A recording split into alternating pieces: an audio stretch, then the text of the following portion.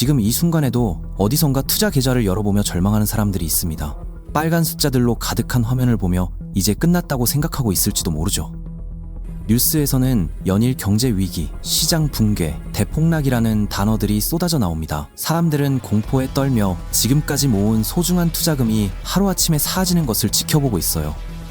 하지만 역설적으로 바로 이런 시기야말로 진짜 부자들이 탄생하는 황금 시간대라는 사실을 아시나요? 역사를 돌아보면 가장 큰 부를 축적한 사람들은 모두 위기 상황에서 기회를 포착했습니다. 오늘 이 시간에는 시장이 무너질 때 어떻게 해야 하는지, 그리고 다른 사람들이 공포에 떨 때 우리는 어떤 전략을 써야 하는지 차근차근 알아보겠습니다. 먼저 시장이 왜 무너지는지부터 살펴봐야겠죠. 주식시장이라는 건 결국 사람들의 심리가 만들어내는 거대한 감정의 바다와 같습니다. 이 바다에서 폭풍이 일어나는 이유는 크게 세 가지로 나눌 수 있어요. 첫 번째는 거품 붕괴, 두 번째는 경제 침체, 세 번째는 예상치 못한 충격 사건들입니다. 가장 흔한 원인은 거품이 터지는 상황입니다. 거품이라는 게 뭘까요? 쉽게 말해서 실제 가치보다 터무니없이 비싸진 상태를 말하죠.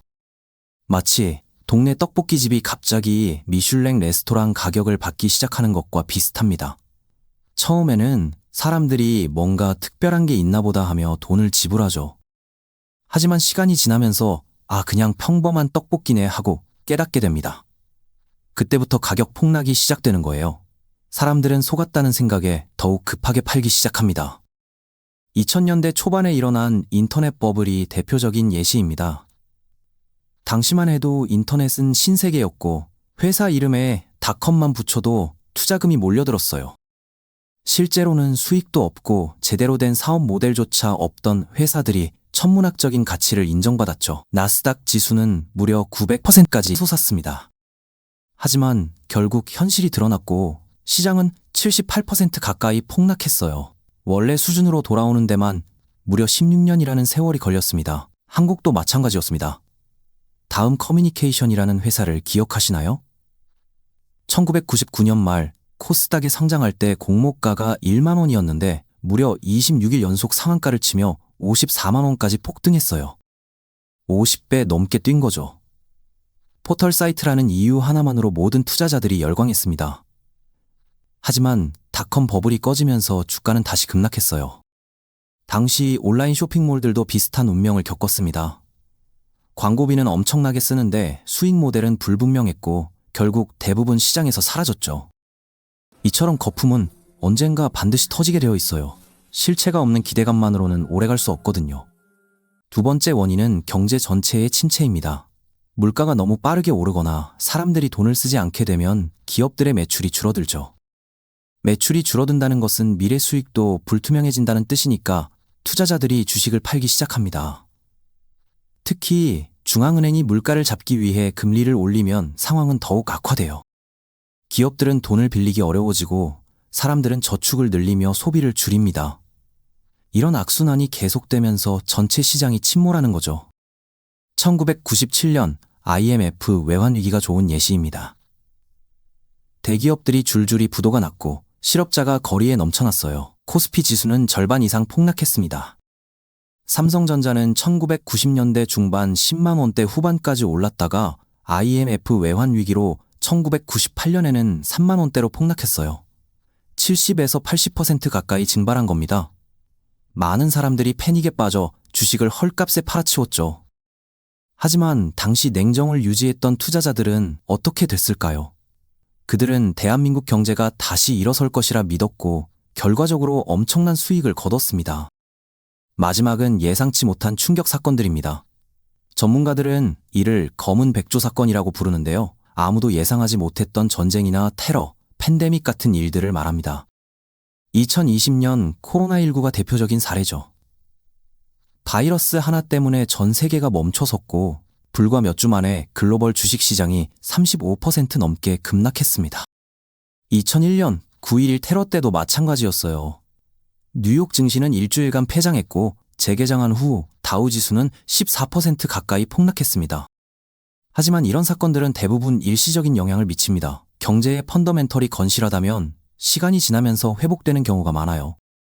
그런데 여기서 중요한 질문이 하나 있습니다. 이런 폭락이 과연 걱정해야 할 일일까요? 놀랍게도 답은 아니오입니다. 시장의 등락은 너무나 자연스러운 현상이거든요. 마치 계절이 바뀌는 것처럼 말이에요. 봄 다음에는 여름이 오고 가을 다음에는 겨울이 오죠. 역사를 돌이켜보면 시장은 규칙적인 패턴을 보여줍니다. 가장 가벼운 수준인 5에서 10% 하락은 거의 해마다 일어나는 일상적인 일입니다. 10에서 20% 조정은 대략 1, 2년에 한 번씩, 20에서 40% 하락장은 5년에서 7년마다, 그리고 40% 이상의 대폭락은 10년에서 20년의 사이에 한 번 정도 찾아옵니다. 더 놀라운 사실은 이런 폭락이 일어날 때마다 시장은 다시 회복되어 왔다는 점입니다. 1998년 IMF 때는 거의 절반이 증발했지만 3, 4년 후 완전히 회복했어요. 2008년 금융위기 때는 코스피가 900선까지 무너졌습니다. 2007년 2000선을 넘었던 지수가 불과 1년 만에 절반 이하로 추락한 거예요. 당시 은행들이 줄줄이 망하고 부동산 시장이 붕괴되면서 세상이 끝날 것 같았죠. 거리에는 공실 매물이 넘쳐났고 아무도 집을 사려 하지 않았습니다. 하지만 정부의 구제금융과 중앙은행의 양적 완화 정책이 효과를 보기 시작하면서 시장은 서서히 회복되기 시작했어요. 그리고 더 강하게 반등했습니다. 2011년에는 2100선을 돌파했고 2020년에는 3200선까지 올라갔습니다. 900에서 산 사람들은 3배 이상의 수익을 거둔 셈이죠. 2020년 코로나 폭락은 더욱 극적이었어요.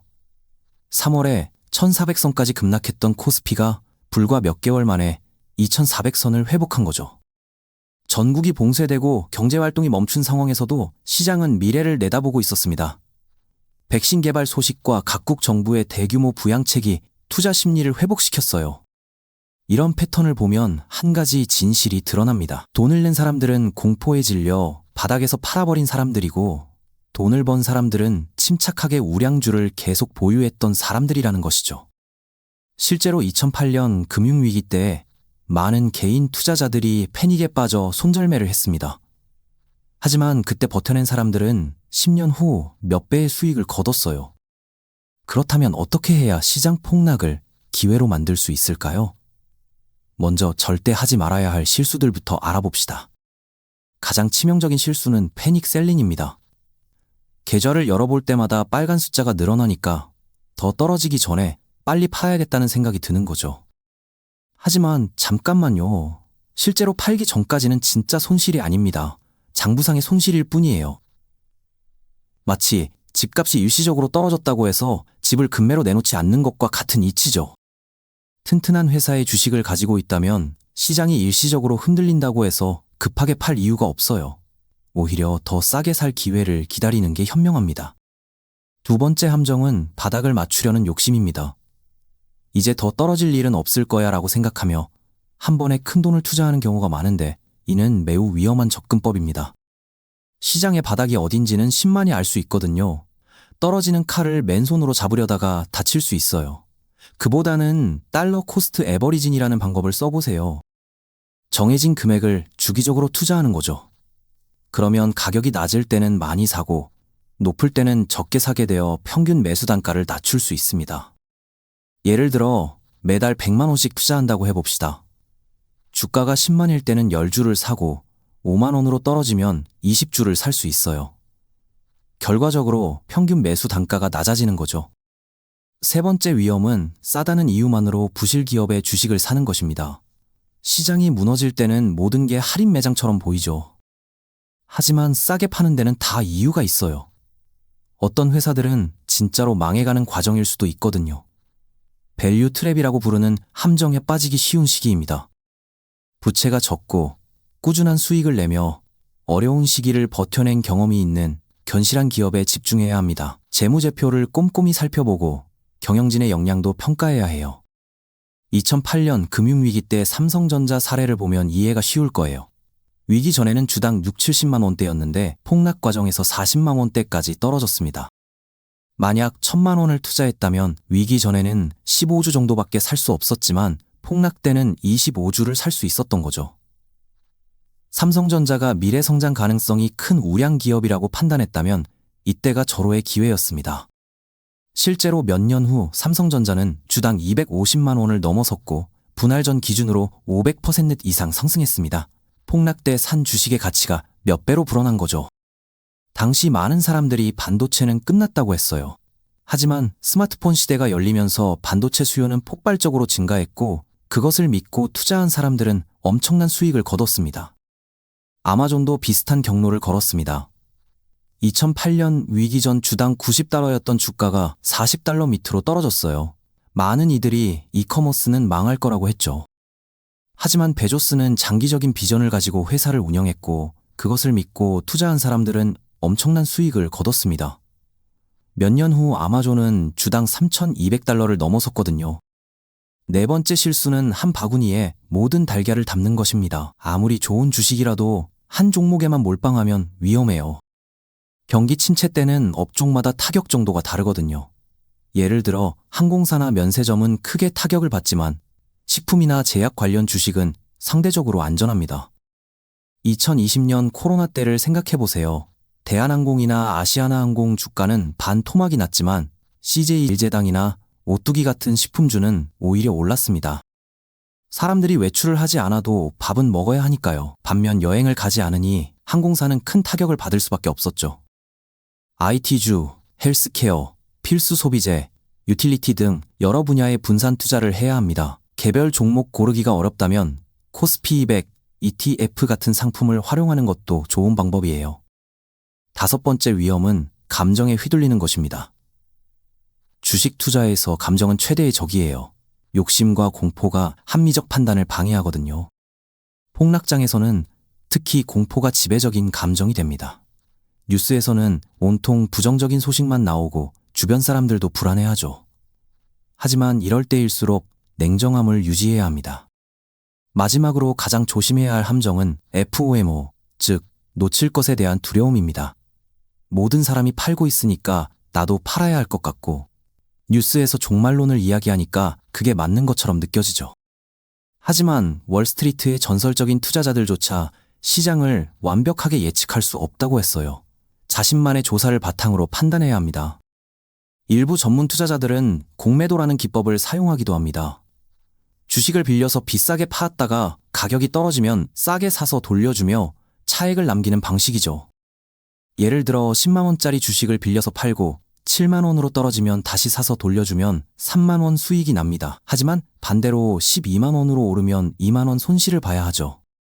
공매도는 이론적으로 무한 손실이 가능한 매우 위험한 방법이라 초보자에게는 권하지 않습니다. 대신 현금 비중을 늘려서 기회가 왔을 때 매수할 준비를 하는 게 좋아요. 폭락장에서 성공하려면 무엇보다 충분한 현금을 보유하고 있어야 합니다. 평상시에 투자 자금의 일정 비율을 현금으로 보관하는 습관을 들이세요. 그래야 정말 좋은 기회가 왔을 때 망설이지 않고 투자할 수 있어요. 많은 투자자들이 좋은 기회를 놓치는 이유는 투자할 현금이 없기 때문입니다. 결론적으로 시장 폭락은 무서운 일이 아니라 자연스러운 경제 순환의 한 과정입니다.